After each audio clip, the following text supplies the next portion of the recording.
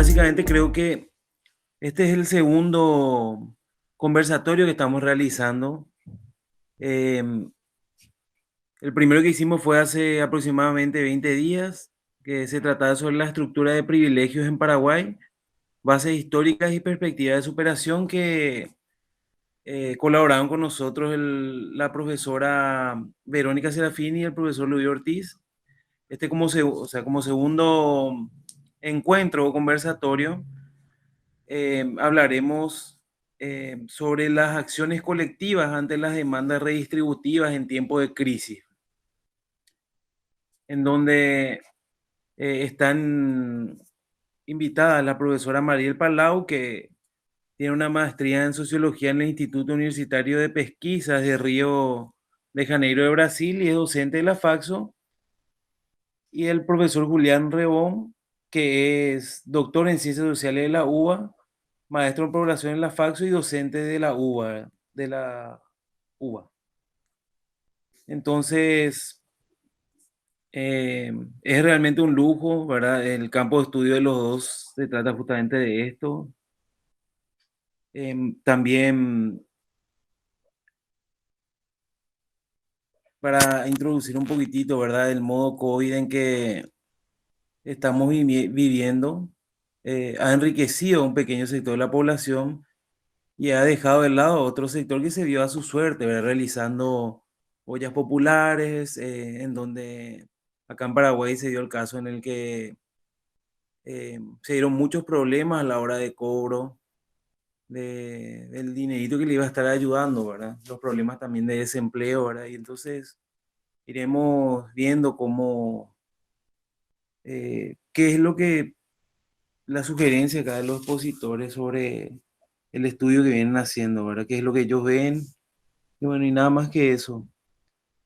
Me gustaría escucharle un poco al nuevo director de la carrera de Sociología de la FAXO, el profesor Luis Ortiz, a ver si puede dar unas palabras antes de comenzar.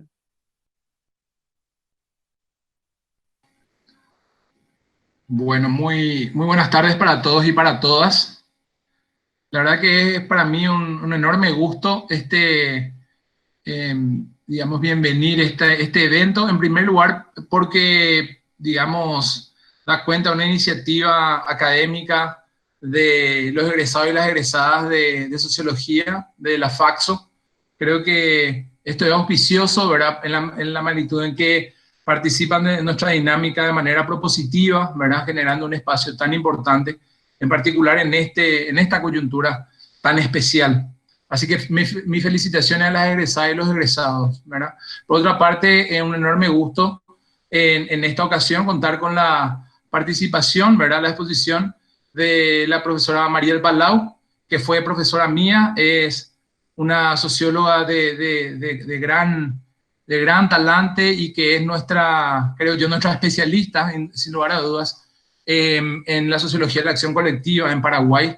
Así que verdaderamente un enorme gusto poder escucharla a ella en las reflexiones que nos convocan. Y por el otro, al doctor Julián Rebón, ¿verdad? Que es un amigo con quien tuvimos el gusto de conocernos o al menos yo tuve el gusto, no sé si él tuvo el gusto, de conocerlo en el comité directivo del Consejo Latinoamericano de Ciencias Sociales, también especialista de la sociología de la acción colectiva en ese país. Julián, además de todo esto que señaló Víctor, fue director del Instituto Gino Germani, ¿verdad? De la UBA, así que es una figura importante de las ciencias sociales en América Latina y le agradezco enormemente su espíritu solidario por compartir con nosotros en Paraguay y con colegas, con amigos y amigas de otros lugares, ¿verdad? De América Latina, por lo que estamos viendo. Así que nada, no quiero extenderme en el uso de la palabra, sino felicitar una vez más por esta iniciativa, dar la bienvenida a todos y a todas los que estamos ya presentes aquí, a los que vendrán. Y bueno, la palabra al expositor y a la expositora.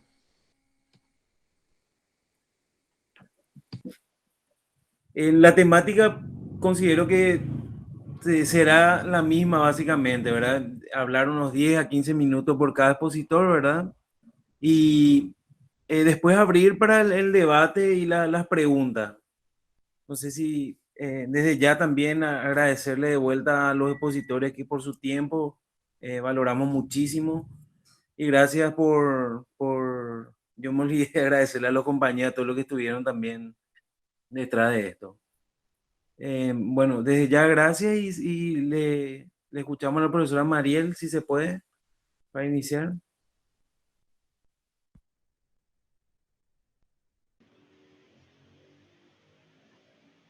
Buenas tardes, ¿me escuchan?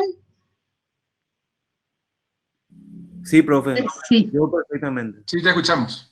Bueno, antes que nada, agradecer la invitación a egresados, egresadas y tesistas, esta categoría particular que fue surgiendo en los últimos tiempos, así que realmente muy agradecidas por la invitación, por el espacio, que la verdad que es un gusto, bueno, compartirlo con Julián, que nos conocimos, la verdad que no sé cuándo ni hace cuánto, ¿verdad? Pero ya hace bastante tiempo y siempre fue muy agradable el poder compartir espacios de reflexión.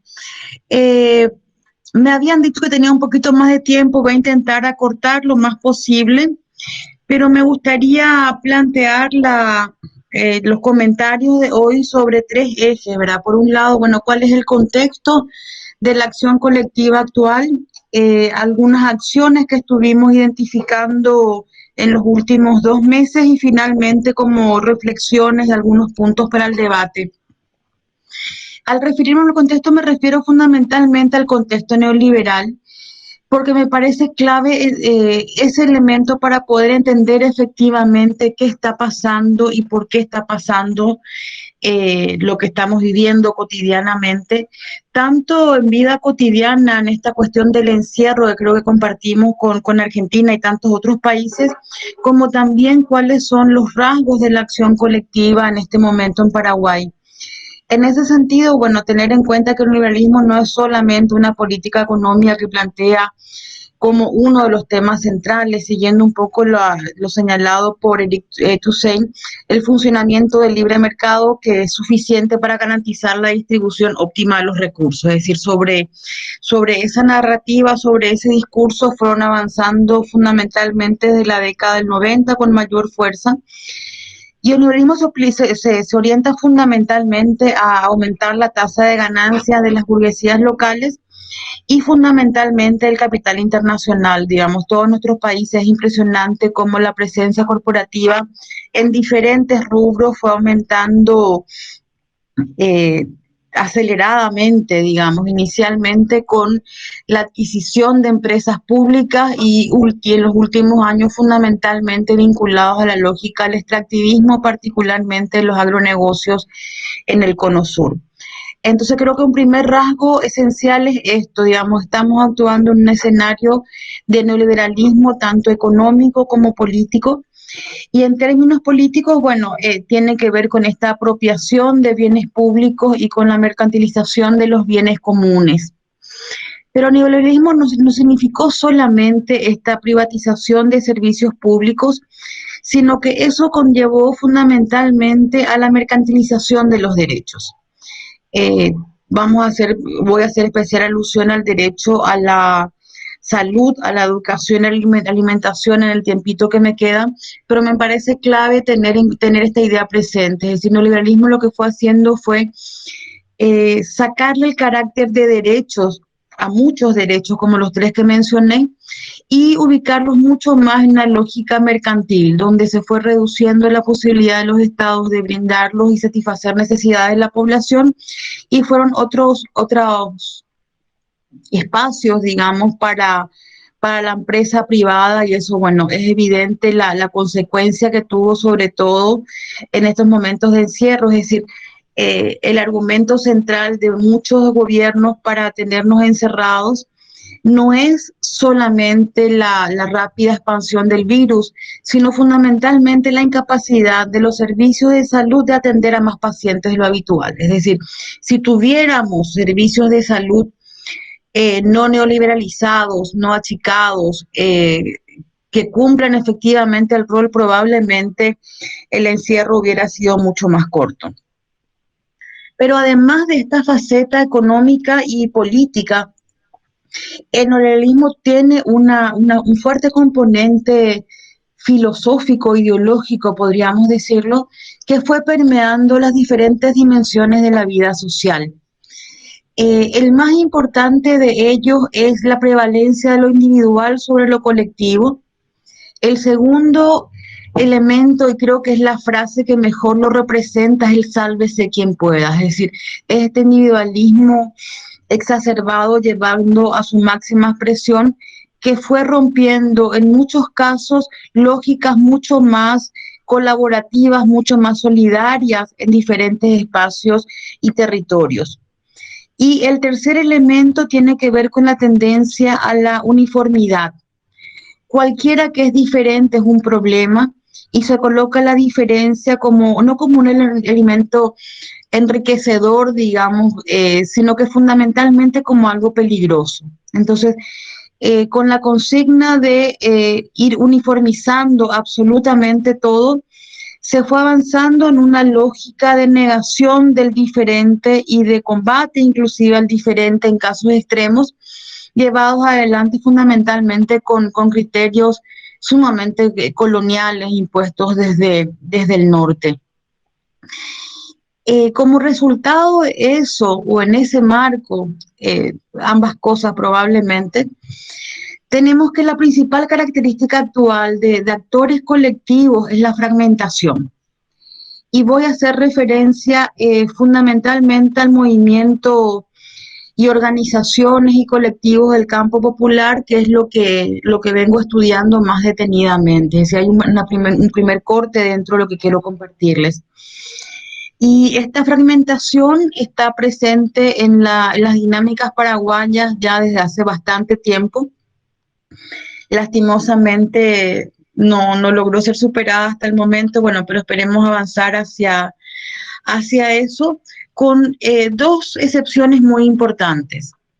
La primera es la del movimiento de mujeres, o para ser más precisa, el movimiento feminista, que con el llamado a la huelga internacional de 2006 en Paraguay logró articularse y sobre todo mantenerse unida la plataforma, yo le llamo siempre 8M, si es que el nombre es otro, disculpen, aunque también lleva adelante todas las acciones del 25N, pero esta plataforma feminista que se dio en Paraguay, y no solo en Paraguay, digamos, bueno, ahí Julián probablemente nos cuente algo, porque realmente el epicentro del movimiento feminista en América Latina viene de los pañuelos verdes.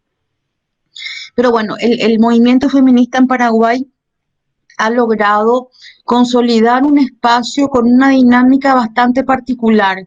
No es un espacio homogéneo, es un espacio que puede tener diferentes matices internos, pero a pesar de los matices internos, logran mantenerse unidas y logran llevar acciones, fundamentalmente colocar la crítica al patriarcado en la sociedad paraguaya, con mucho énfasis a la violencia machista.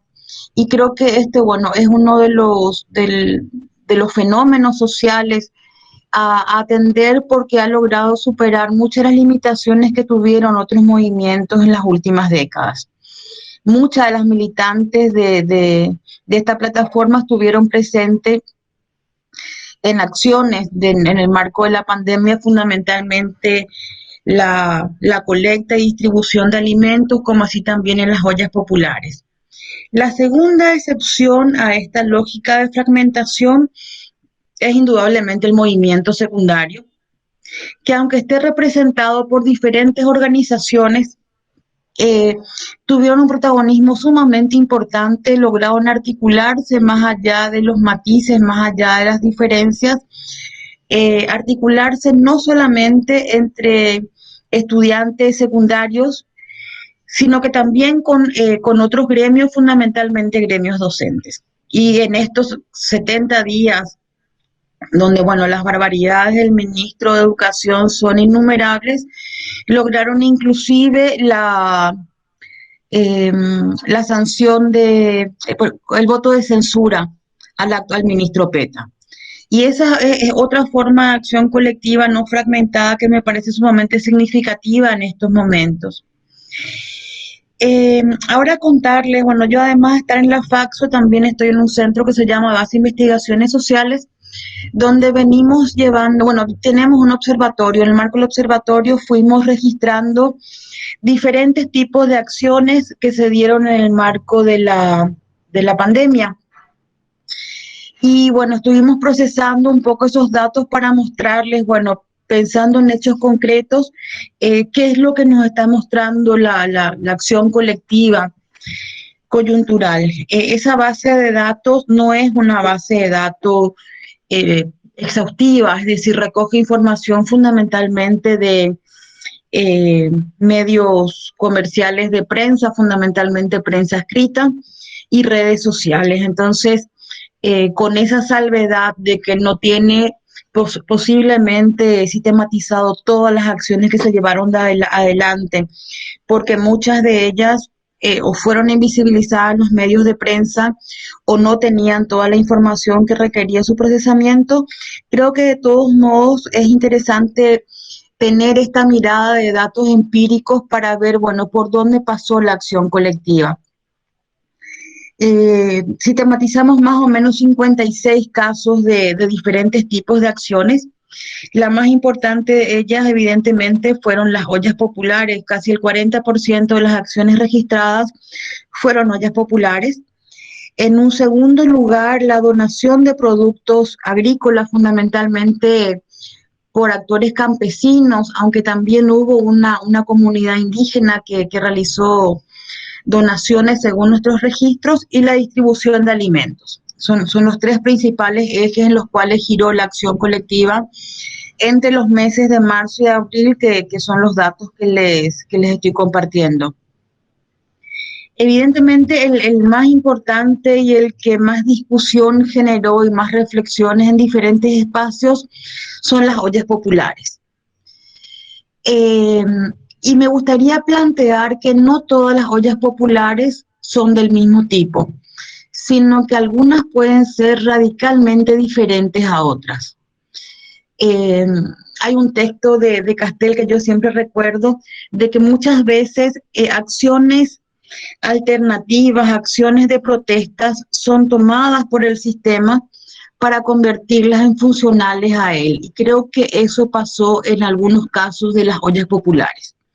Tenemos por un lado ollas populares que surgen como una alternativa autogestionada por parte de comunidades, que son organizaciones las que las llevan adelante y que reflejan efectivamente esta lógica de solidaridad. Había un lema dentro de, bueno, en muchas de ellas, que tenía que ver más que nada con esta solidaridad de clase, podríamos decir. Solo el pobre salva al pobre, decía una, que me pareció así como, más allá del lenguaje, me pareció que expresaba la esencia de ciertas ollas populares que tenían que ver con eso, con solidaridad, con autogestión. Sin embargo, muchas otras ollas fueron de tipo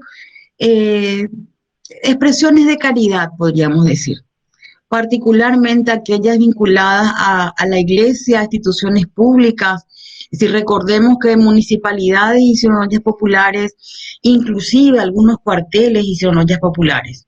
Hago esta distinción para que podamos ver que efectivamente cuando observamos un elemento de la vida social, suele traer bastante complejidad, y creo que esta diferenciación de qué fue lo que motivó la olla popular, si fue la solidaridad o fue la caridad, me pareció un primer elemento importante para la discusión, así como también el carácter político que tuvieron las ollas. Algunas ollas,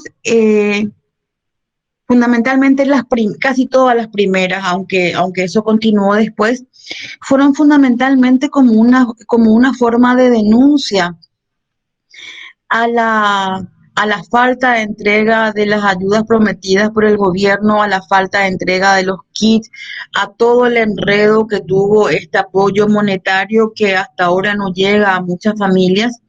Entonces la olla que implicaba un acto de protesta ante eso. Sin embargo, hubo otras ollas que eran totalmente funcionales, que apelaban más al colaborar en tiempos de emergencia, sacándole ese carácter más político, más de protesta, más autogestionado que tenían algunos. Entonces, bueno, por un lado colocaría esto en relación al tema de las ollas populares. Fue la acción colectiva más importante, pero con profundas diferencias dentro de ellas. Hay inclusive casos donde, bueno, en un barrio estaban las ollas populares efectivamente, pero también las ollas institucionales y como una disputa entre una y otra. Entonces creo que el tema de ollas populares es estudiarlo con mayor detenimiento. El segundo tipo de acción que identificamos como la segunda más importante fue la donación de productos campesinos y también de una comunidad indígena, como les comenté. Y esto me parece importante por varios motivos. Por un lado, cuando en marzo se empezó con el tema de la pandemia del encierro, la principal preocupación de la gente era ir al mercado, al súper, a donde fuera, a aprovisionarse de alimentos.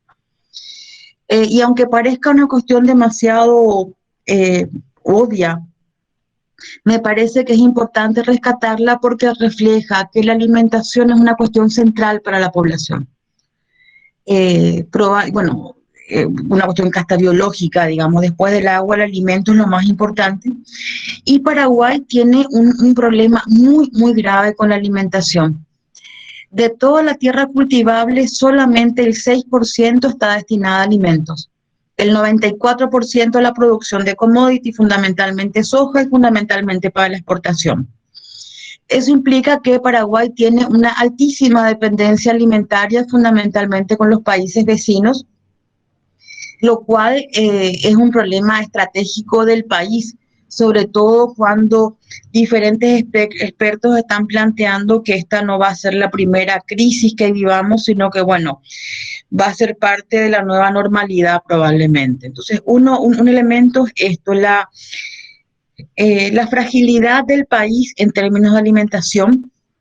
Por otro lado, durante muchas décadas, cuando se quiso instalar que sinónimo de que el productor era el sojero, que los campesinos eran haraganes, que deforestaban, que no hacían nada, cuando realmente se viene demostrando ya desde hace algunos años, fundamentalmente con las ferias campesinas que van creciendo cada vez más en diferentes ciudades, que los que producen alimentos efectivamente es la población campesina.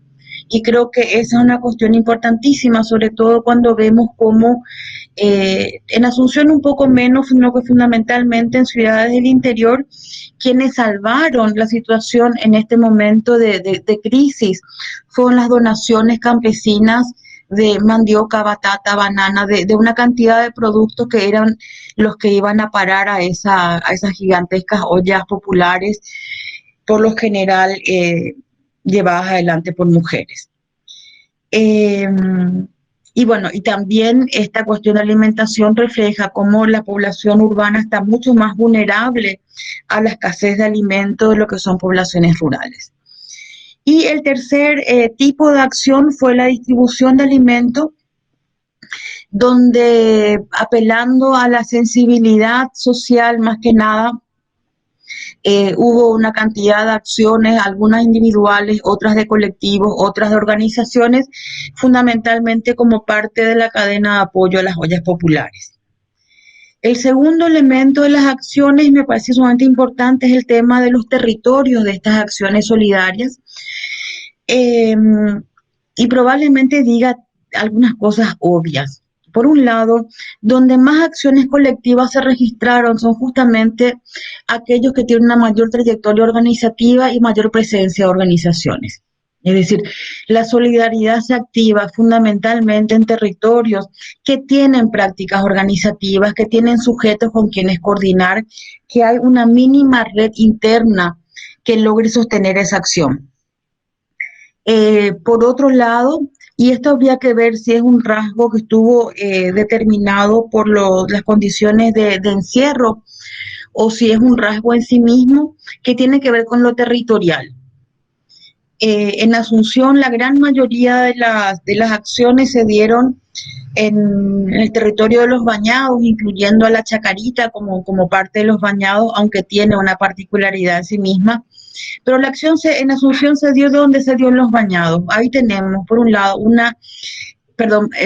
para Julián, más que nada, los bañados son fundamentalmente poblaciones que en muy malas condiciones están viviendo a la ribera del río.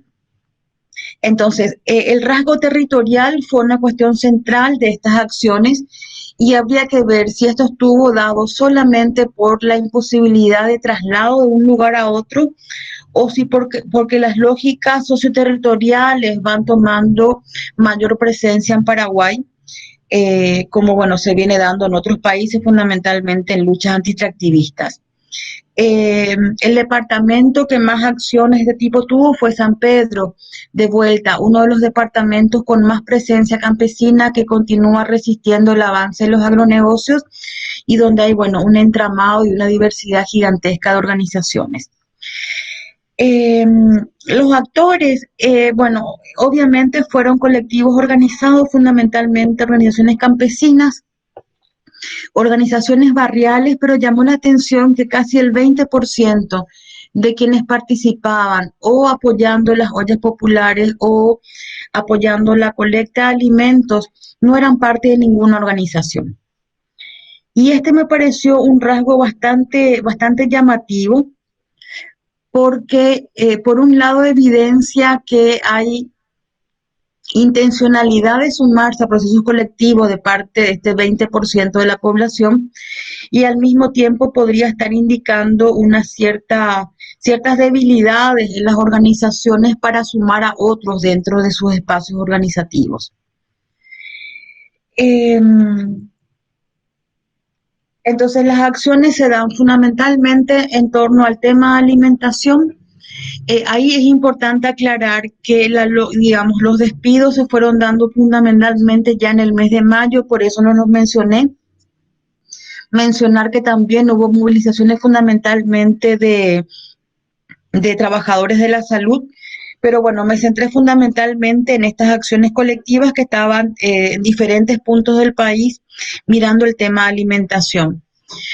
Y para ir cerrando, me gustaría plantear algunas reflexiones para que, bueno, podamos ir debatiendo. La pandemia, el encierro, ¿qué es lo que visibilizan? Fundamentalmente las preocupaciones en torno a la salud y la alimentación de parte de la población. La alimentación y la salud son derechos, es decir, son derechos humanos a los cuales el Estado paraguayo está comprometido a ir avanzando en su satisfacción y está comprometido a no retroceder. Sin embargo, uno va viendo cómo en el marco de las políticas neoliberales estos derechos van siendo cada vez más vulnerados. Y si pensamos en, bueno, ¿qué viene después de la pandemia? Algunos sectores están hablando de un estado de bienestar verde, digamos, el New Deal Green, fundamentalmente en Estados Unidos, en Europa. Otros hablan de sacar del mercado servicios y derechos básicos apuntando a recuperar algunos rasgos de ese viejo estado de bienestar. Otros puntualmente a fortalecer determinadas facetas y continuar profundizando en neoliberalismo. Y ahí me parece importante reflexionar o tratar de buscar, bueno, cuáles son las causas de esta crisis actual. Porque si no encontramos las causas vamos a seguir mirando las consecuencias de un problema y no el problema mismo. Para mí el problema mismo es el capitalismo, es decir, con más neoliberalismo vamos a tener muchos más problemas, pero inclusive aunque tengamos medidas más de tipo estado de bienestar, el problema va a continuar. Porque esta forma de producir y consumir está tocando los límites de resistencia del planeta.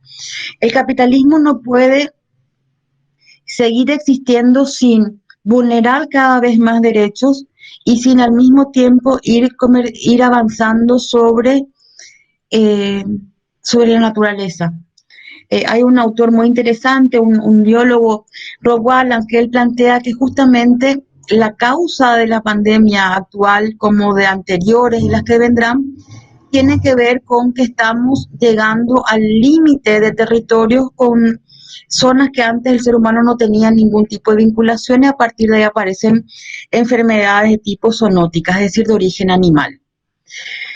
Entonces, esta lógica del capitalismo de ir arrasando con naturaleza, de ir mercantilizando cada vez más derechos, nos está llevando a situaciones como las de ahora y a situaciones probablemente peores, que si nos vienen las próximas crisis por un nuevo virus, probablemente va a ser la crisis climática.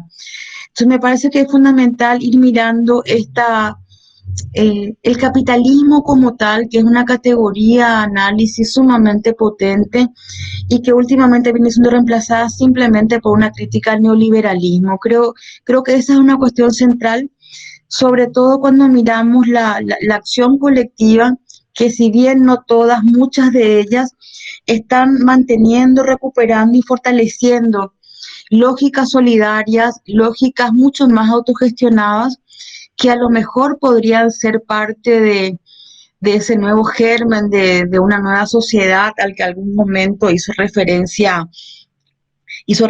Marx.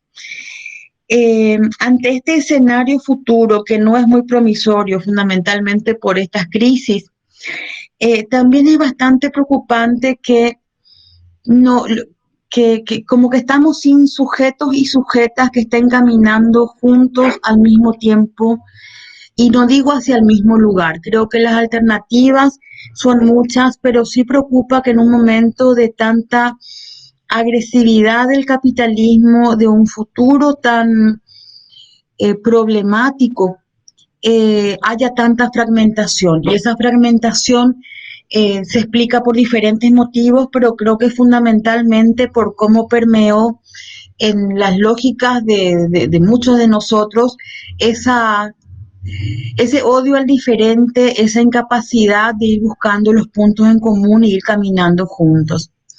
Así que bueno, hay una frase del Facebook que me gusta mucho que dice: el futuro no es lo que va a pasar, sino lo que vamos a hacer. Y me parece que ese es el gran desafío cuando pensamos en la acción colectiva, cuando pensamos en lo que tenemos por delante y sobre todo, bueno, tener en cuenta que esa frase es tan plural. Así que bueno, por ahora es todo. Muchas gracias. Muchas gracias, profesora. Em, Ahora le escuchamos al profesor Julián Rebón y después abrimos para las preguntas y los debates. Muchas gracias.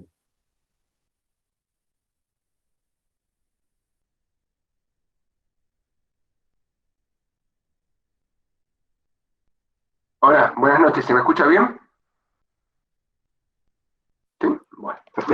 Bueno, gracias por la invitación, gracias por compartir este momento con ustedes.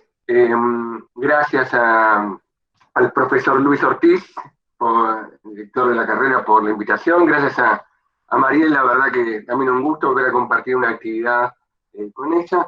Bueno, un poco, a ver, pensar dos o tres cosas, ¿no? Digo, cuando pensamos en acción colectiva, ¿en qué pensamos, no? Básicamente, cuando hablamos de acción colectiva, hablamos obviamente de acciones grupales, pero no de cualquier tipo de acción grupal, ¿no? Hablamos de acciones grupales que al mismo tiempo son acciones discontinuas, es decir, no son las acciones de la vida cotidiana, ¿no? No son las acciones institucionalizadas, ¿no? Son acciones que acometemos, ¿no? Que cooperamos a partir de determinados acontecimientos.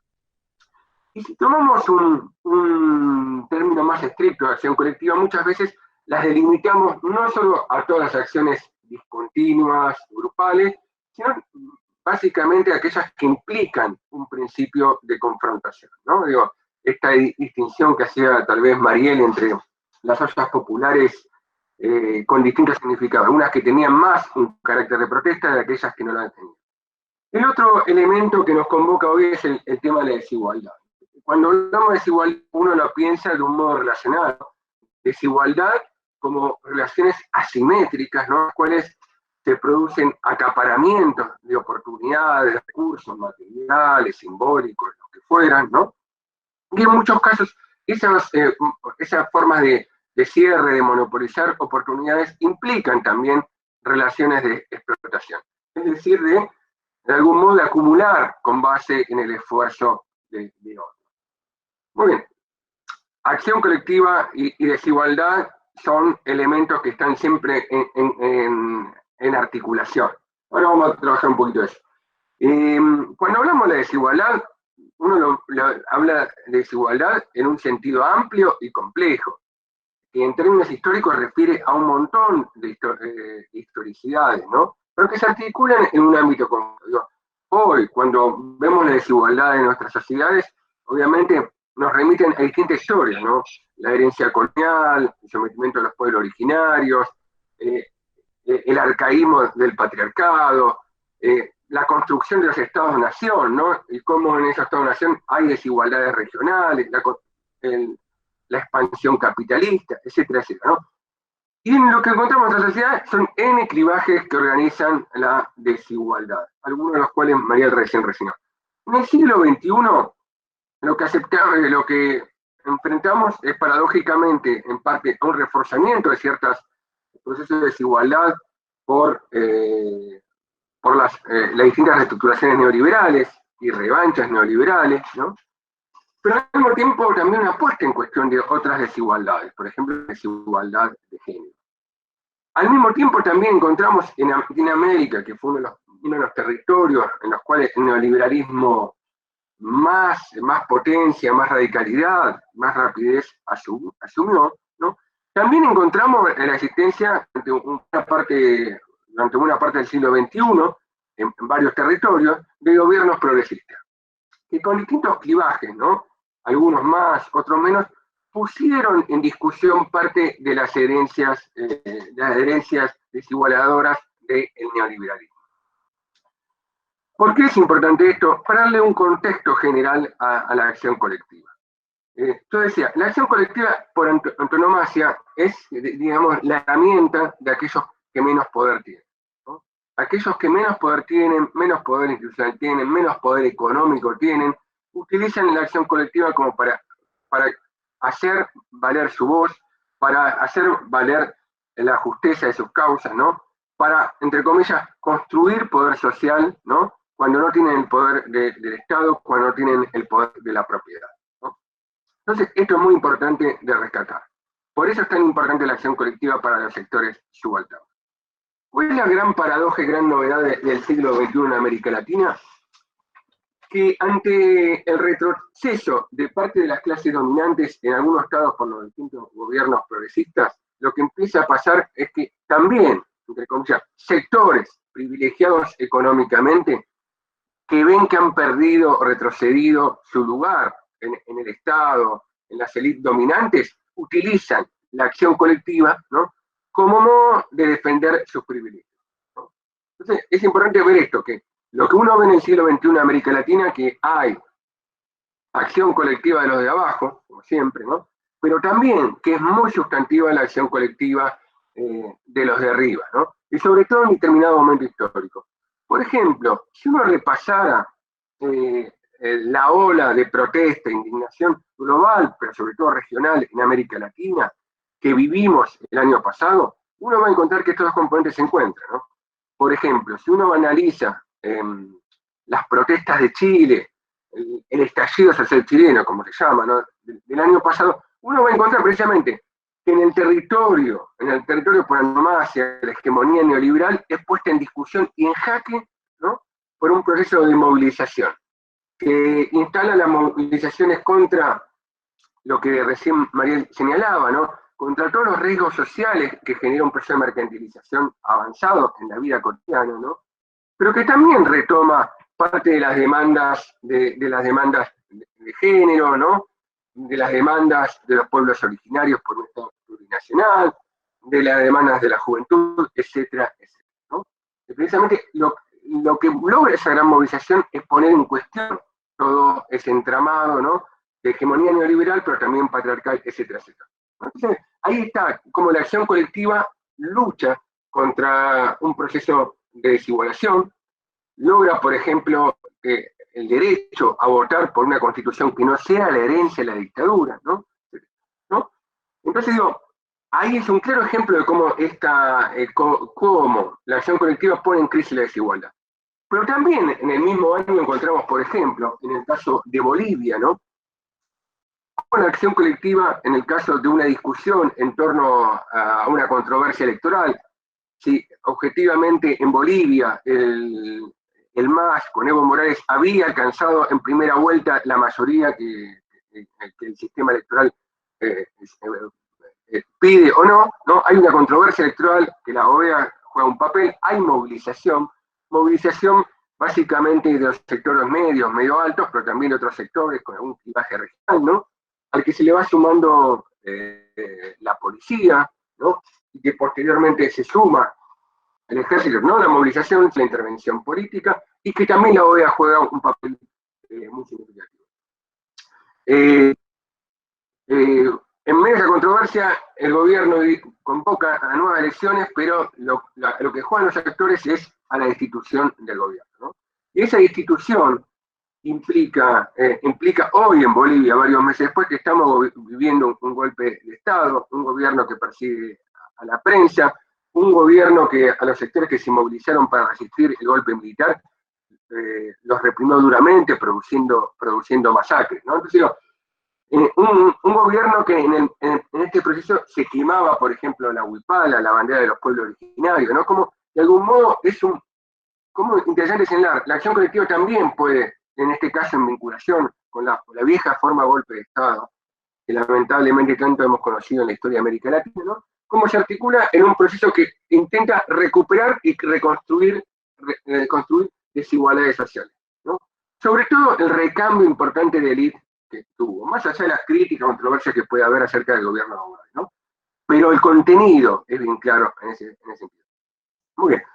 ¿Por qué sería importante? Entonces digo esto, en América Latina la acción colectiva de la protesta es un elemento central de la política, o muchas veces puede jugar un rol central en la política, en la discusión y en la disputa política de nuestros territorios, ¿no? Fíjense, y en el caso de Bolivia, lo que mueve el perímetro es el papel de las Fuerzas Armadas, ¿no? Para tener en cuenta, ¿por qué no pasa eso en otros lugares? Muy bien. La pandemia o la crisis global que precipita la pandemia, que en algunos casos, como en mi país, en Argentina, era precedida ya por una crisis económica, ¿no? Es importante señalar porque juega con muchas de las variables determinantes de la acción colectiva, ¿no? En primer lugar, aumenta las privaciones absolutas y relativas, ¿no? En ese sentido, uno podría pensar que es un motor para la acción colectiva, ¿no? Pero al mismo tiempo lo que hace es un tipo de crisis muy particular, ¿no? Porque las políticas, entre comillas, sanitarias, que también, por supuesto, muchas de las políticas sanitarias tienen un elemento, un componente de control social, ¿no? Lo que producen es un distanciamiento social, un confinamiento, ¿no? Y ese tipo de política lo que genera es condiciones de estructura de oportunidades políticas muy desfavorables para la acción colectiva, ¿no? No podemos salir a la calle, no podemos juntarnos, y si pudiéramos, en uno de nuestros países, tendríamos miedo de hacerlo, ¿no? Si estuviéramos bien informados, digo, porque objetivamente hay un riesgo sanitario, ¿no? Entonces, genera toda una serie de situaciones, de condiciones de oportunidad muy desfavorables para la acción colectiva. Entonces tenemos, por un lado, que más privación, y más privación relativa, porque hay más desigualdad, ¿no? Las crisis capitalistas, las crisis sociales igualitarias, se distribuyen inequitativamente en la población, ¿no? Es decir, son regresivas, ¿no? Generan más popularización en los más pobres, ¿no? Y generan más concentración, ¿no? Y esto es lo que está ocurriendo hoy. Capaz con un agregado, ¿no? Con un agregado que cuestión de edad es importante en esta crisis, en otras crisis no lo es, ¿no? La cuestión de edad genera una situación mayor de desigualdad. Muy bien, pero siempre atravesadas por el clivaje de clase étnico, ¿no? Estadística, los países de Europa, quienes mueren, digo, va a ver que los grupos más favorecidos tienen 2, 3, 4, 5 veces mayor mortalidad que aquellos más privilegiados, ¿no? Entonces, esta paradoja, ¿no? Mayor privación, peores condiciones, pero al mismo tiempo condiciones más difíciles para movilizarse. Al mismo tiempo, la crisis produce otro elemento, que también la crisis quita, así como inhibe, dificulta diferentes herramientas de acción colectiva, dificulta la herramienta de acción colectiva clásica de los sectores asalariados, es decir, la huelga, ¿no? ¿En qué se basa el poder de la huelga, del paro? En la no cooperación. ¿Y la no cooperación en qué se basa? En que uno ocupa un rol relevante en un conjunto de relaciones productivas, estructurales, ¿no? Muy bien, ¿qué es lo que pasa cuando hay una pandemia, cuando se cierra la producción? Salvo que uno sea trabajador de, entre comillas, las actividades esenciales, ¿no? El poder de defender sus condiciones de trabajo, de defender su salario, queda muy fuertemente disminuido por el aumento del desempleo o por la paralización de las actividades. Entonces lo que vemos es que los sectores populares quedan, de algún modo, quedan indefensos, ¿no? Pierden parte de su capacidad de defensa o parte de sus herramientas de defensa. También comparto con Mariela, es verdad que la crisis siempre es una crisis, también las crisis nos permiten desbloquear la actividad intelectual, nos permiten repensar las relaciones en las cuales vivimos. Y es verdad que lo que entra en crisis es la globalización neoliberal, es este avasallamiento y esta destrucción de la naturaleza, ¿no? Esta destrucción de la capacidad del Estado como regulador social, ¿no? Es verdad, la crisis nos da una oportunidad de repensar el lugar en el cual estamos, en ese sentido, puede ser un aliciente para los sectores populares para pensar otras formas. De hecho, todos volvemos en este campo de crisis ante el fracaso del neoliberalismo, ¿no? En lo atinente a los bienes públicos, ¿no? Sabemos hace tiempo, en el campo de sociología económica, ¿no? Por ejemplo, la salud, ¿no? Se vuelve la mirada del Estado, ¿no? Como el elemento que puede reír, que puede cuidar, que puede dar elementos mínimos, piso de bienestar, manejar riesgos, ¿no? Sociales con mayor capacidad. ¿Qué es lo que vemos hoy en nuestras sociedades? Para ir simplemente cerrando con algunas preguntas, ¿no? Precisamente lo que uno encuentra es que hay un repliegue de la conflictividad social, ¿no? Por una parte, en el caso de Argentina, lo que uno ve es un repliegue, entre comillas, un doble repliegue. El repliegue a la acción colectiva en la medida que existe desde las casas, ¿no? De los balcones. Por ejemplo, se hacen aplausos al sistema de salud, más en cooperación con el Estado que en contradicción, ¿no?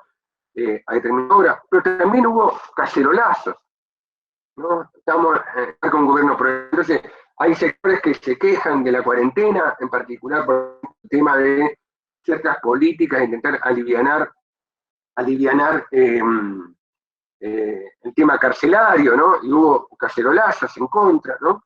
Este repliegue, ¿no? Pero también ha habido cacerolazos en Brasil, por ejemplo, ¿no? En contra de la política de Bolsonaro, ¿no? Uno ve un primer repliegue a las casas, un segundo repliegue a lo virtual, ¿no? A lo virtual, y uno lo que está viendo es muchísima acción colectiva virtual, ¿no? Pero todos los que sociólogos sabemos que lo virtual en este contexto histórico no reemplaza lo físico. Somos animales sociales, necesitamos contacto, necesitamos del protagonismo público, ¿no? Entonces, la acción colectiva virtual puede apoyar otro tipo de acción, pero no reemplaza a este tipo de acción. Entonces, encontramos ciertos repliegues. Pero claro, esos repliegues uno no los podría pensar como repliegues que se van a mantener en el tiempo. De hecho, lo que uno empieza a encontrar, esos repliegues van de algún modo siendo rotos, ¿no? Siendo transgredidos en determinadas circunstancias, ¿no? Por ejemplo, lo que uno está encontrando en Chile, ¿no? Que ese repliegue que de algún modo había refrenado, controlado las protestas en el pasado, ¿no?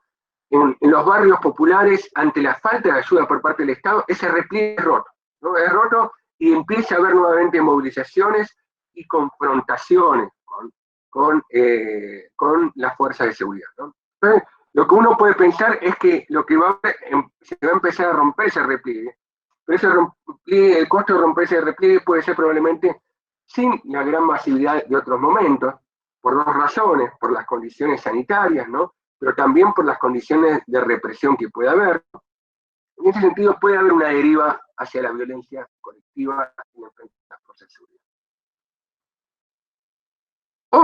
Otro componente que uno puede ver en estos contextos también es que ese repliegue se rompe también, entre comillas, por las capas medias y los de arriba. En el día de ayer tuvimos un intento, yo diría casi anecdótico, ¿no? En Argentina, pero que lo hubo, una marcha contra la cuarentena, 200, 300 personas, ¿no? Sectores ultra liberales y cavernícolas en lo ideológico, ¿no? Que creen que esto es un mito, lo del tema del virus, que creen que el barbijo no sirve para nada, que esto es mentira,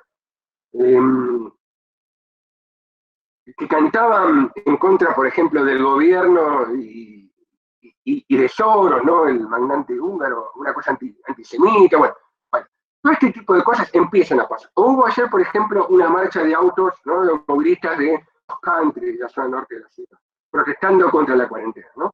Empieza a ver este componente de lo de arriba de un sector muy particular, ¿no?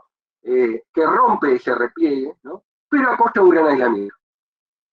Pero pensando más en el futuro, yo creo que habría que mirar más Brasil, ¿no? Porque ahí el repliegue de acción colectiva, ¿no?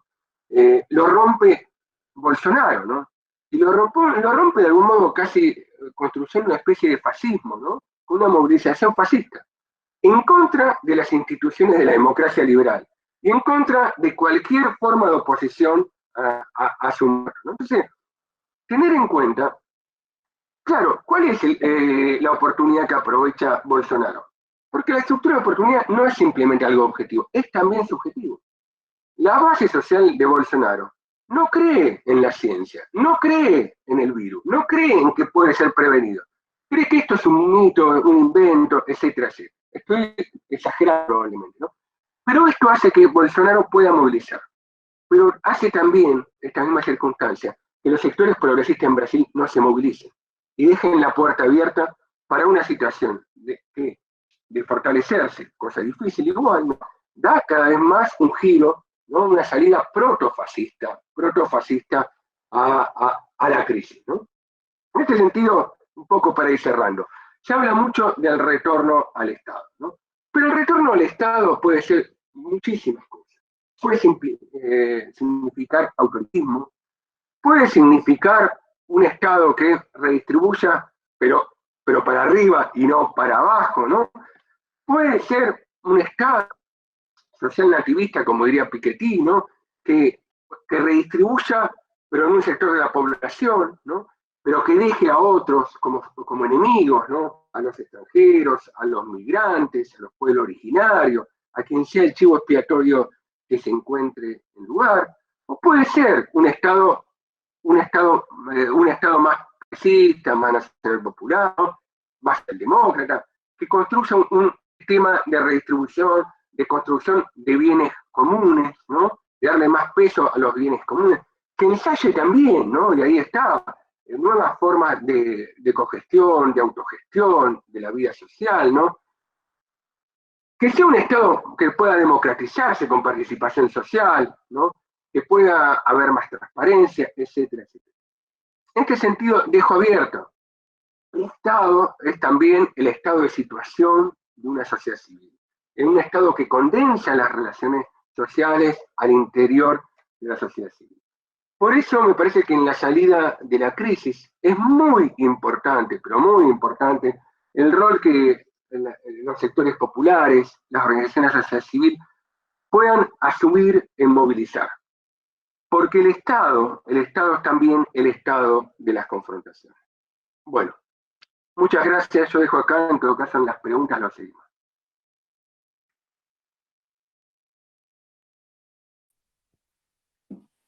Gracias, profesor. Muchas gracias.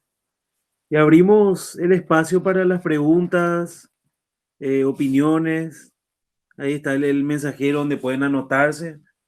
Veo que Rocío Galdames pregunta, dice que, o sea, da una opinión sobre la relación de las recesiones económicas en Latinoamérica de ollas populares con las de hoy. Cambia el escenario histórico, pero responden a desafiar el modelo.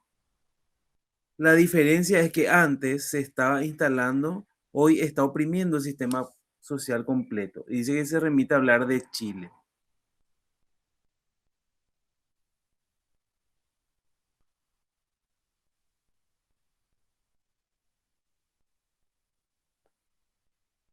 Carol, ¿me puede ayudar a leer esas preguntas, por favor, Carolina? Porque no me aparece en el mensajero. Te leo, Víctor. Gracias. Sí, de Rocío también es un poquito más antes.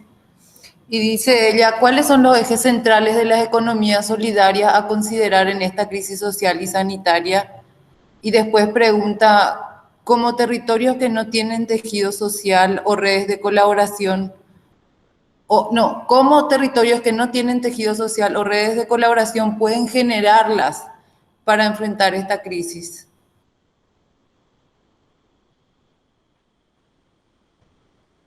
Gracias, Carol. Carolina, perdón.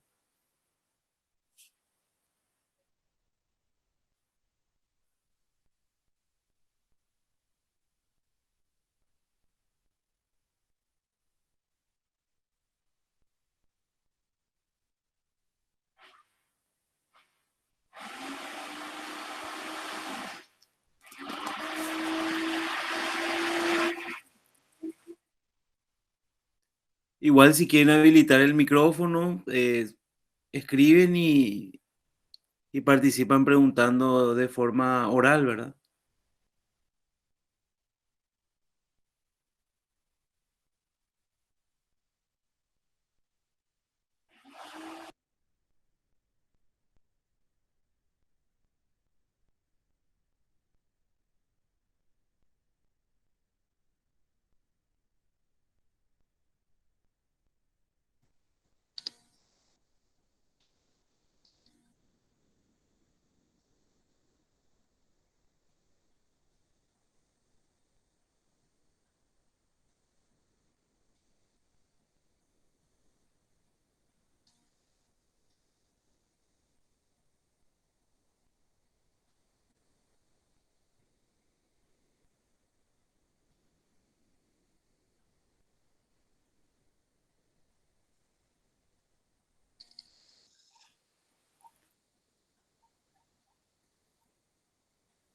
Bueno, voy a repetir la pregunta a ver si podemos avanzar con eso y más adelante a ver si más personas quieren participar, profesores. Primero está la de Rocío que muy Se, amablemente leyó Carolina, donde dice que cuáles son los ejes centrales de las economías solidarias a considerar en esta crisis social y sanitaria, como territorios que no tienen tejido social o redes de colaboración pueden generarlas para enfrentar esta crisis. Esto preguntó durante la exposición de la profesora Mariel, si no me equivoco, ¿verdad, Rocío? Hola, sí, mis tres preguntas iban dirigidas.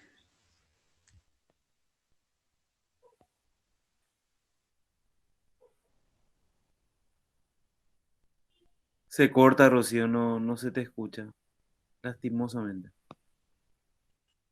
Ahora Ahora, probando, sí, probando. ahora sí. Genial. Sí, muchas gracias por la instancia. La verdad que mis tres preguntas iban dirigidas a la profesora.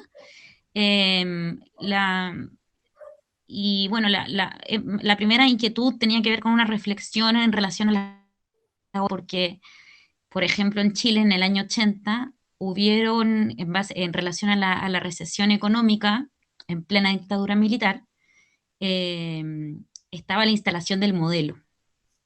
Entonces, mi reflexión era más que nada como que esta crisis también surgen características muy similares. El escenario histórico no es el mismo, pero ahora estamos ya con el modelo absolutamente instalado. Más que nada era como una reflexión que le da como contexto histórico para poder abordar la conversación.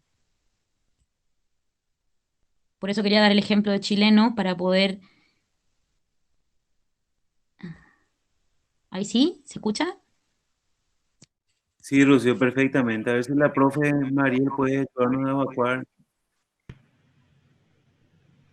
A ver, si voy a ir cortito con estos tres planteamientos de Rocío, ¿verdad? Por un lado, ella planteaba lo de economía solidaria y ahí en todo caso, bueno, yo soy mucho más cercana, por llamarlo de alguna manera, al concepto de soberanía alimentaria. Es un concepto que está en construcción fundamentalmente por parte de la Vía Campesina Internacional, donde podríamos decir que lo que se llama economía solidaria, es decir, un sistema que ponga como centro al ser humano y no al mercado, donde haya una relación directa entre productores y consumidores, es el elemento central. Pero me gustaría abordar eso desde el tema de soberanía alimentaria, porque el intercambio es una de las dimensiones de esta relación. Es decir, si pensamos en cualquier proceso vinculado a alimentos o a otros servicios en general, sobre todo los imprescindibles, hay alguien que produce, por lo general esa producción va al mercado y quienes consumimos acudimos al mercado. O sea, hay una relación intermediada por el mercado y ese mercado es el que realmente genera una gran ¿cómo se puede decir? Rompe la lógica por un lado, pero además crea una serie de falsedades en torno a eso. Es decir, el tema del desabastecimiento, el tema de los aumentos de precios tiene que ver más que nada con la lógica del mercado. Entonces, tanto la economía solidaria plantea que, bueno, que haya una relación directamente entre productores y consumidores, pero la lógica de la soberanía alimentaria, que es mucho más amplia, como les mencionaba, implica desde quién produce y cómo produce y quién decide lo que se va a producir. Es decir, el tema de la soberanía en que los productores decidan el qué, el cómo y el cuándo, y que eso tenga una relación directa con los consumidores. Estamos hablando fundamentalmente a una escala de mercado local, porque además es mucho más sustentable. Entonces, la economía solidaria, bueno, fundamentalmente mira solamente el intercambio de productos entre quien lo produce y quien lo consume, pero me parece que sería bueno que tengamos como que la mirada un poco más amplia y ver qué pasa con la alimentación, por ejemplo, desde que se decide que se va a producir hasta quien lleva esos productos a una olla o popular o familiar. Entonces creo que hay una mirada bastante grande que mirar ahí y creo que todas estas iniciativas que tienen que ver, bueno, con las diferentes formas de economía solidaria, comercio justo, me parece que son iniciativas sumamente importantes que evidencian las limitaciones del intercambio capitalista de la producción y que están buscando formas alternativas. Y como estas, bueno, hay muchísimas experiencias, no solo en América Latina, sino que en todo el mundo, de formas alternativas de vincularse productores, consumidores, de satisfacer necesidades básicas, de que sea un consumo y una producción respetuosas del ambiente, de la naturaleza, que sean sustentables en el sentido originario de la palabra y no del mercantil. Entonces creo que hay una primera cuestión de esto, digamos, la necesidad de poder valorar positivamente estas otras formas de intercambio que están surgiendo en diferentes lugares, como una crítica, muchas de ellas, a las lógicas mercantilizadas, aunque algunas también fueron apropiadas por el mercado y le fueron dando un otro carácter. Yo diría, por un lado, eso. Por otro lado, los territorios sin tejido social. Pensando desde Paraguay, es bastante complicada la respuesta, porque al menos aquí siempre hay un tejido social. Ese tejido social no necesariamente es comunitario, pero por ejemplo la iglesia o las iglesias tienen un peso muy fuerte. Es decir, cada vez esa presencia de las iglesias va aumentando, en algunos casos peligrosamente, dependiendo de qué iglesia sea. y pienso fundamentalmente en Brasil cuando digo esto de la peligrosidad de las iglesias, aunque bueno, es un fenómeno que también podemos verlo en todos los lugares. Es decir, ¿a qué voy? A que muchas veces estamos acostumbrados a mirar formas clásicas de organizaciones sociales, pero obviamos aquellas que son mucho más minúsculas, mucho más invisibles, mucho más pequeñas en su accionar y mucho menos ambiciosas en sus logros. Por un lado. Por otro lado, ciertamente en los últimos años hubo eh, como parte de esta lógica neoliberal, digamos, del sálvese quien pueda, del individualismo exacerbado, se fueron dejando muchas de estas redes existentes. Entonces creo que, bueno, cómo reconstituir esas redes tiene que ver fundamentalmente con la presencia territorial y por otro lado con cómo se van disputando desde esas organizaciones genuinamente comunitarias esas redes que fueron deshaciéndose en las décadas neoliberalismo. Y por otro lado, el comentario que hacías en función al tema de las recesiones, capaz que ahí Julián también pueda ayudarnos. Ante cada crisis económica siempre surge la creatividad comunitaria, es decir, pienso en el 2001 en Argentina como los comedores, las ollas populares, digamos, tuvieron así un auge impresionante, igual que lo tienen hoy. Entonces, cuando se cierran las logias cotidianas de satisfacer necesidades a través del empleo, a través de las changas o a través de la venta informal, entre comillas, del trabajo informal, con muchas comillas lo de informal, creo que van surgiendo una cantidad de iniciativas, creo que eso despierta la creatividad popular. Y creo que, bueno, ahí siempre la gente ve cómo subsistir y para subsistir creo que hay un conocimiento popular muy arraigado en todos que es mucho más fácil subsistir en el colectivo que individualmente y creo que las ollas reflejan fundamentalmente esa lógica.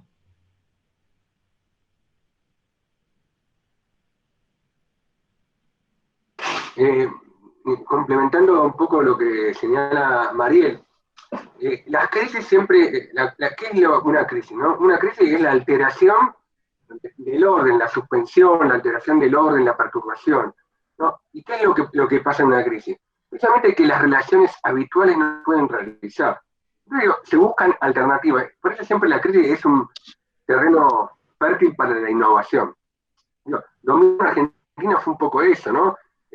Con una crisis política además, ¿no? Con lo cual, se descreía en la alternativa del sistema para resolver las necesidades de la población.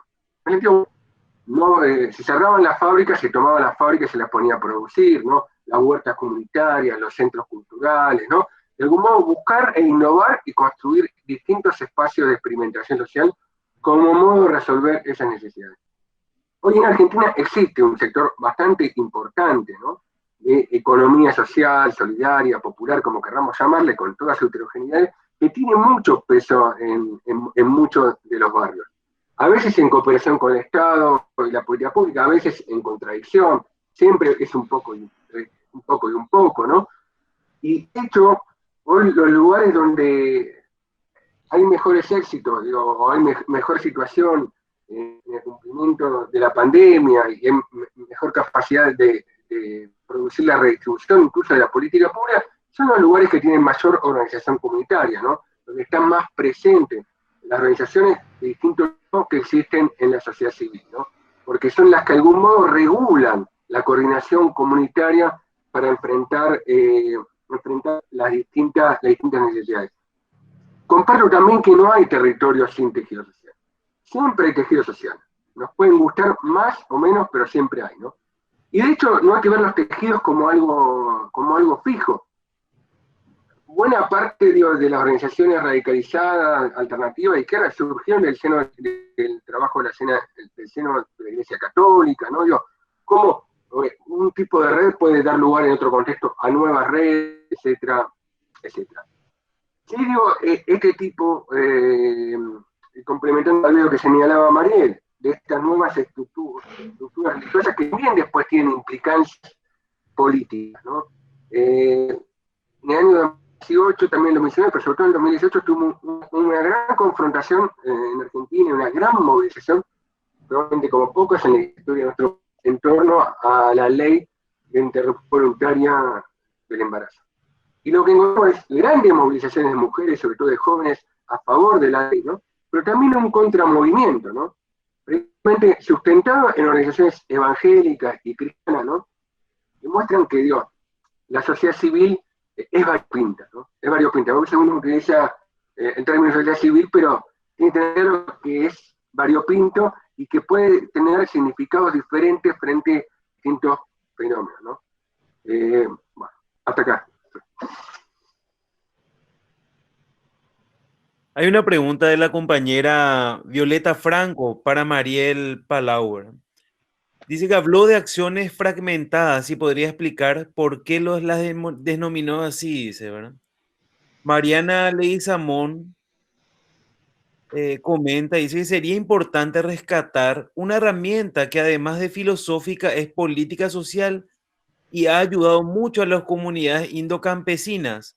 Es el intercambio en un sentido de reciprocidad como acción colectiva, como lo sería el Yopoi.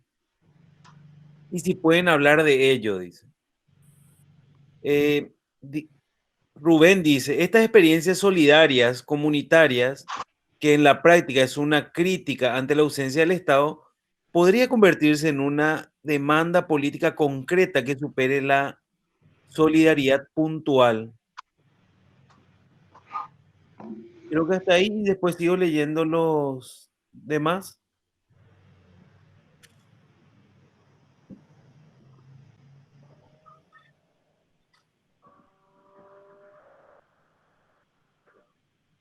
La facultad comenta, ¿verdad? Creo que es Natalia. Para los feminismos y para el campo popular surgieron también los desafíos de repensar todo lo vinculado a los cuidados y la necesidad de incorporar una dimensión en la agenda política. Acá docentes y madres ocupan un lugar visible que hace rato no tenían en ese rol de sostén. Además, la violencia y las formas de gestionarlas, que con el quédate en casa se evidenció que es el espacio de peligro para mujeres, niñas, para muchas niñas, mujeres, y se elevaron protestas también en esa línea. No sé si la profesora Mariel puede comentarnos sobre la pregunta de Violeta, que pidió que se hable sobre el término acciones fragmentadas. Bueno, utilizo la categoría de, no sé si una categoría, pero la calificación de fragmentadas porque, a ver, me pareció que refleja lo que viene pasando, sobre todo si pensamos en Paraguay.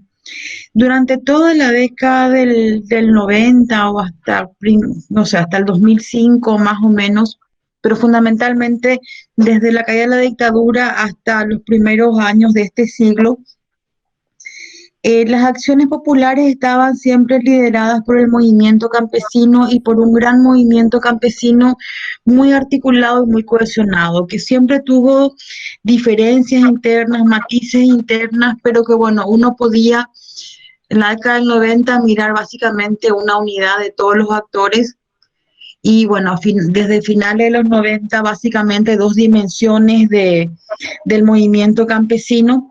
Sin embargo, hoy está mucho más desarticulado que antes, inclusive compartimentado en diferentes organizaciones, algunas regionales, otras muy, muy locales. Entonces, me parece que esta caracterización como fragmentados tiene que ver con eso, con algo que había estado unido, que había estado muy cohesionado y que en este momento no logra buscar espacios de cohesión y continúan con acciones aisladas y descoordinadas. Hace referencia fundamentalmente a eso. Si uno piensa en todo lo que es el movimiento sindical, bueno, ahí la fragmentación es mucho mayor por la cantidad no digo de sindicatos, digo de centrales obreras, donde la capacidad de articulación entre una y otra ni siquiera se da para los primeros de mayo. Entonces, creo que hago referencia fundamentalmente a esto, a actores eh, que no están logrando superar diferencias e impulsar acciones colectivas de manera coordinada, por más de que sea una urgencia cada vez más visible, digamos, así como estamos viviendo la realidad social en este momento. Por otro lado, preguntaba Pedro si estas experiencias comunitarias pueden convertirse en demandas políticas al Estado, y creo que hay que hacer al menos tres diferenciaciones. Como les decía cuando les explicaba esa caracterización mínima que hice de las acciones colectivas, sobre todo pensando en las ollas populares, hay algunas que no pretenden ser ningún tipo de demanda política y que no tienen un carácter político, sino que es simplemente salvar la situación, algunas inclusive salvar las limitaciones del gobierno, y que bueno, yo diría esas no pretenden ser ningún tipo de demanda.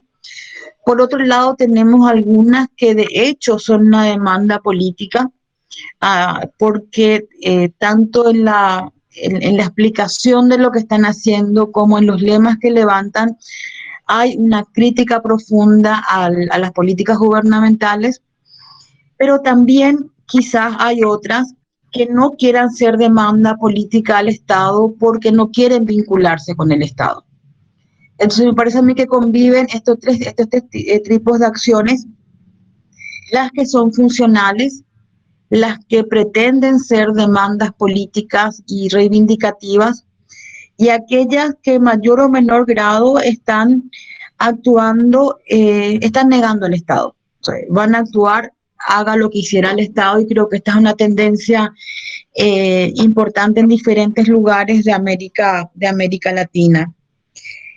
El tema de los cuidados es probablemente una de las cuestiones más contradictorias, por llamarlo así, en tiempos de pandemia. Es decir, cuando uno tiene que estar recluido en el hogar, en las condiciones que sea ese hogar, y tengamos muy visible que una cosa es un hogar de clase media y otra cosa es un hogar de 3x3 con 5 niños. Es decir, no estamos hablando de algo homogéneo, sino que de una heterogeneidad tremenda, y donde el trabajo del cuidado tradicionalmente impuesto a las mujeres es mucho más valorado que antes, pero al mismo tiempo ese trabajo, digamos, valorado socialmente, pero al mismo tiempo ese trabajo implica mucho más esfuerzo que implicaba en tiempos no pandemia, porque los espacios si pensamos la vida como que en tres grandes espacios: el laboral, el social y el familiar o doméstico, vemos que todos conjugaron en un único espacio físico, que fue el encierro de la casa, la casita, o el espacio donde cada uno está conviviendo en estos momentos. Y en lugar de ser un espacio de valorización real al trabajo de mujeres, que son las que realizan los trabajos del cuidado, fue el espacio de mayor violencia. Las denuncias de violencia doméstica hacia mujeres y hacia niños aumentaron. Una vez más se evidenció el entramado sumamente complejo que tiene el Estado para dar respuestas al tema de la violencia machista contra las mujeres, y quedó ahí como que bastante contradictorio, diría yo, entre la valorización social al tema de las mujeres y por otro lado una violencia extrema en muchos de los hogares. Creo que esta evidencia de la violencia machista y patriarcal es otro de los rasgos que adquirió mucha visibilidad en tiempos de encierro y pandemia.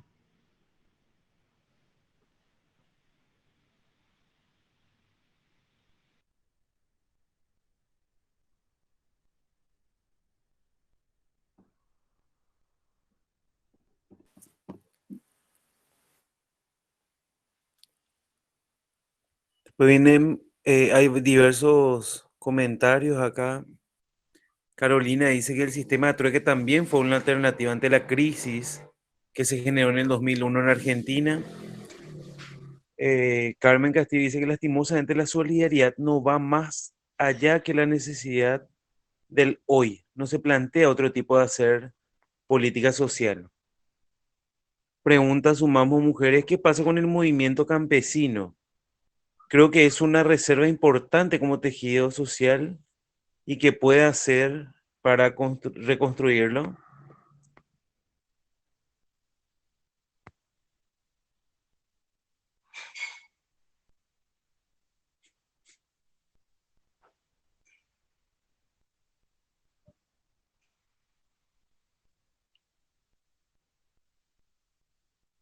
No sé si Yo, alguno... nada, una intervención en paralelo. Un poco lo que recién contaba Mariel, digo, tiene bastante semejante a Argentina, ¿no? Esto que yo decía que las crisis son por lo general recesivas, ¿no? En el caso del tema de la pandemia ¿no? Y de quedarnos en casa, que obviamente afecta diferente según la casa que tengamos, las condiciones, etcétera, etcétera. Digo, lo que muestran, digo, primero se dispararon los suicidios en Argentina.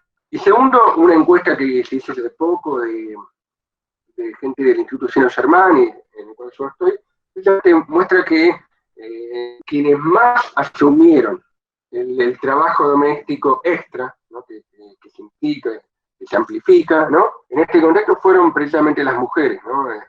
Digo, bueno, cómo las crisis generan estos procesos, tienden a profundizar lo desigual que una sociedad era, ¿no? Más que a atenuarla, ¿no? En todo caso, está el desafío, en qué medida puede haber nuevas organizaciones, nuevos modos de pensar y nuevas discusiones políticas que generen futuro, un modo de repensar y replantear y reordenar la desigualdad.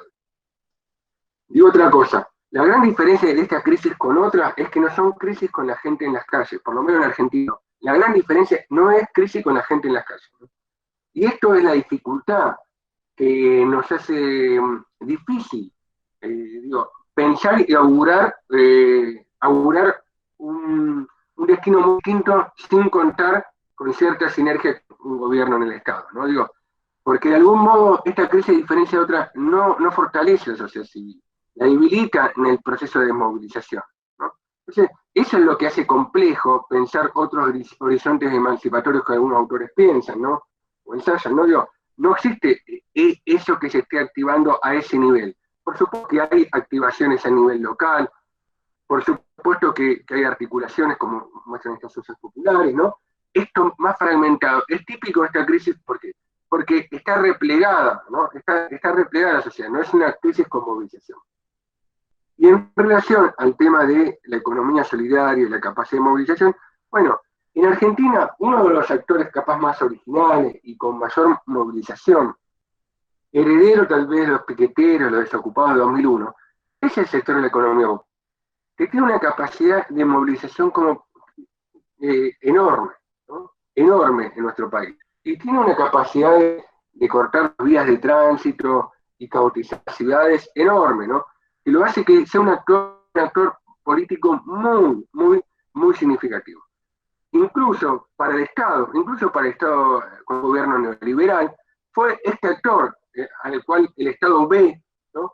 Como para poder garantizar ciertos precios de redistribución en los barrios más carenciados, ¿no? Es un interlocutor del Estado. Gestiona elementos de redistribución, de activación de necesidad, los merenderos, los comedores, tan importantes en este momento, ¿no? Eh, pero es también un actor político, ¿no? Que plantea demandas, que pide incorporación a la central sindical, etcétera, etcétera. Este es un campo en el cual la diversificación de la autorización en Argentina ha avanzado mucho.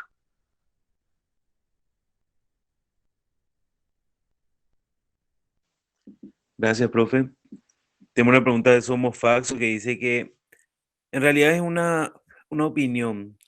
Las experiencias de las comisiones de familias sin vivienda en el departamento central de los 90 y las ocupaciones urbanas y rurales de fines del 80 y mediados del 90 enseñaron bastante sobre la práctica del cuidado en comunidad. Mucho pasa por el fortalecimiento de las prácticas culturales y el reformulamiento de las intervenciones territoriales que realizan ONGs y entidades internacionales en los territorios de manera a que no afecten en sus redes de solidaridad. No sé si hay más preguntas también.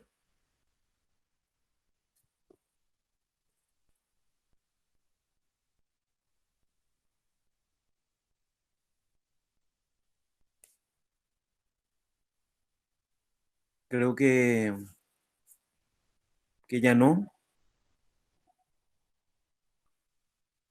No me queda más que agradecerle a la profesora Mariela, al profesor Julián, por regalarnos este espacio de debate. En serio, muchas gracias a nosotros que estamos tratando de volver a reencontrarnos entre compañeros y bueno, vamos a ir armando más ciclos en los cuales vamos a invitar a que también participen como oyentes, quizá más adelante como expositores de vuelta. Muchísimas gracias, no sé si quieren decir algo para cerrar. Bueno, muchísimas gracias a ustedes por el espacio y la oportunidad de, bueno, de compartir con Julián, contigo y con quienes estuvieron escuchando y haciendo preguntas. Y creo que, bueno, que una de los temas que hace falta mucha mayor discusión en Paraguay, digo particularmente en la FACSO, tiene que ver con esto de la acción colectiva, de los sujetos, porque el escenario que se nos viene va a urgir que estemos coordinados y que estemos entendiendo por dónde pasa la dinámica social. Así que bueno, agradecer el espacio más que nada y muchas gracias. Bueno, también para mí un placer y agradezco el espacio y este intercambio. Simplemente señalar que recién hablamos de la economía solidaria y en Argentina las grandes protagonistas de la economía solidaria, los comedores, los merenderos, son las mujeres, ¿no? Las mujeres, la economía solidaria y la economía popular es un lugar de empoderamiento de las mujeres de los sectores populares en nuestro país y entiendo que en Paraguay también, o lo puede llegar a ser. Para terminar, simplemente decirles que me voy con la convocatoria de Mariel, ¿no? Que el futuro es lo que vamos a hacer con él, ¿no? Y bueno, nada, ese. La acción colectiva es una de las formas privilegiadas que tenemos para construir nuestro futuro. Gracias. Muchas gracias. No sé si el director o algún otro profesor quiere dar algunas palabras antes de cerrar. Creo que en el No, mensaje. simplemente agradecer, Víctor, y también en nombre de la licenciada Vera, encargada de despacho que acompañó también esta actividad de cerca, felicitar una vez más la iniciativa y un gran saludo a mi querido amigo Julián Rebón, y también agradecer a la colega y amiga Mariel Palau, a todos los asistentes y a todos los que asistieron también. Muchas gracias. Muchas gracias. Hasta un próximo evento. Le voy a estar hinchando seguro con mensajes de difusión. Hasta pronto. Gracias, gracias.